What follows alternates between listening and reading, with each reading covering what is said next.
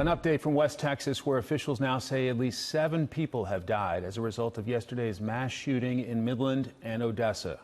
Joining me now is Republican Congressman from Arizona, Andy Biggs. He sits on the House Judiciary Committee, is co-chair of the Border Security Caucus, and a member of the House Freedom Caucus. Congressman, good morning. Good morning, Mike. 4 weeks after El Paso, a mass casualty shooting 300 miles to the east in Odessa, Texas. Your thoughts this morning? Well, first of all, of course, we are praying and concerned with the folks, the victims and the families of the Permian Basin, and I know you worked there and I've worked in that area. But I also will tell you, thank goodness for the blue line that went in there. We really appreciate the police there.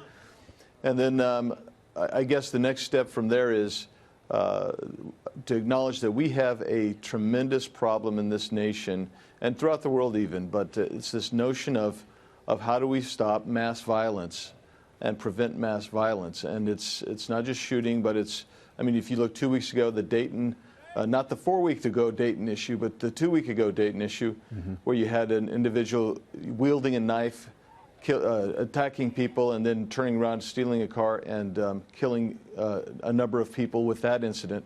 So we have this problem of violence in this country, and we need to address that problem. We don't have a word on the motive just yet. We did just get an update on the death toll, at least 7 people killed.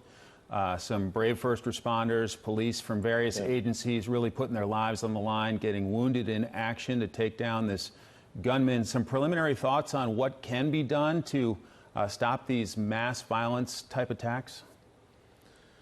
Well, it's hard to anticipate, and I think that I agree with Attorney General Paxton of Texas that we need to continue to look at this. But one of the things that he said, and he repeated this a couple of times, is that we need to find ways to respond to these quicker to prevent these incidents from exacerbating. I think that's important, and I've actually talked with some groups that believe that they can do that.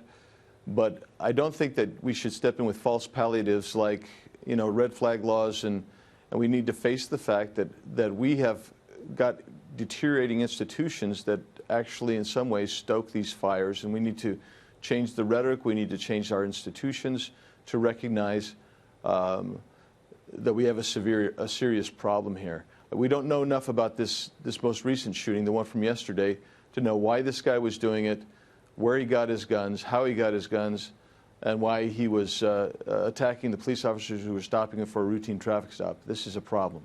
We've got your colleague, Congressman David Cicilline of Rhode Island, for the view from the other side of the aisle coming up. Let me ask you, Congressman Biggs, can Congress come together to pass some kind of bipartisan legislation that might not eliminate the threat, but perhaps would be some common sense steps to address this problem? Well, I'm always interested in that question because I think we agree on a lot of things. David's actually got some good legislation that I support in other areas.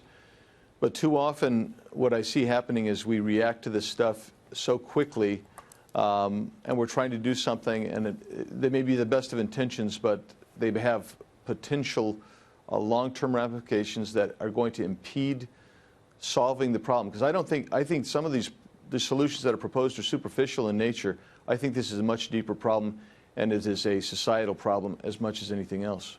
So are you interested in maybe looking at mental health? Are you concerned about violent video games, some of the other peripheral issues, if not guns directly, some of the other things that may potentially be contributing factors? We've heard in previous cases of family members trying to call authorities about a loved one and not getting much action. Are there some of those other common sense things that maybe can be tightened up? Yeah, I think that's right. I think there are a couple of things that you just mentioned that are important to understand. I think that we need to stop attacking religious institutions. We got the family that is under attack. We need to build that up because some of those institutions, if we can help those, that'll ameliorate some of the alienation that I think drives some of this. It'll help solve some of those mental health issues. Additionally, we need to have communications between agencies, and that was the Parkland issue. I mean, that was part of that issue. We've got all kinds of ways we can attack some of this. But don't forget that most states, if not all, actually have ways to go in. If you suspect that that you have a loved one that is suicidal or a danger to others, you can actually go in now and through due process means request that they be evaluated, and that's important.